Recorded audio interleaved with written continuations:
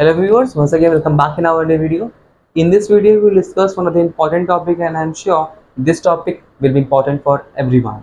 Guys, most of the people take or purchase or construct house, property, flat and building by taking loan from a bank. Basically, generally EMI are charged on taking loan or on loan. Basically, EMI consists two components, first principal and interest. Guys, in this video we will try to find out the best technique or advantages or how to avail deduction in taking of house loan from bank. So guys, today's topic is income tax planning for interest on housing loan. Guys, without wasting our time, let's start the video now. Hello viewers and students of AITCS. Welcome to the AITCS official channel. Once again, we are here to discuss one of the important section of the Income Tax Act.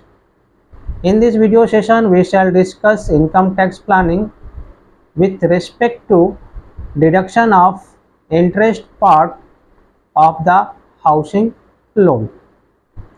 Many taxpayers avail housing loan from the bank for the purpose of purchasing or construction of house property such as flat, apartment, house, etc. The housing property which is purchased or constructed through availing of housing loan can be utilized for the self-residence or it may be let out for the earning of income. So, whatever may be the utilization of the house property which has been constructed or purchased by availing housing loan from the bank, there are certain deductions which is available to the taxpayer which reduces the final income tax liability of the taxpayer. In this video session, we shall learn what is the limit of the deduction of interest if housing loan is availed. We shall also know whether the principal part of the housing loan can be availed as deduction or not. Before going to discuss the related provision of the Income Tax Act, let us see what the related section of this part says, which is on your screen. Let us read it. Income tax planning for interest on housing loan. Provision of law regarding deduction of interest on housing loan is regulated by section 24 subsection B of Income Tax Act 1961 while computing income from house property, which is as below. A. In case of self-occupied house property, if housing loan is availed for construction or purchase of house property, then maximum interest allowed for deduction is rupees 2 lakh, and if the housing loan is availed for repair of house property, then maximum interest allowed for deduction is rupees 30,000. B. In case of let out house property, if housing loan is availed for construction or purchase of house property, then maximum interest allowed is as actual.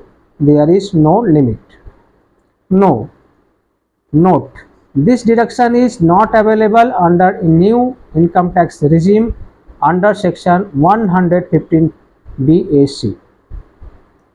So students, it is clear that there is certain deduction which is available if the house property is purchased or constructed by availing housing loan from the bank. The housing loan is repaid in equal monthly installments, that is EMI. We must be aware that EMI consists two parts. One is principal and another one is interest. So deduction regarding principal repayment of housing loan is covered by section 80C, which is under the overall limit of rupees 2,50,000. Here we shall discuss regarding deduction of interest part of the housing loan.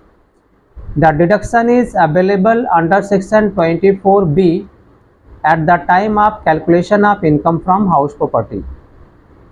So the related provision is that if the interest is repaid for the house property which is self-occupied and the amount of interest is allowed, that is maximum rupees 2 lakh.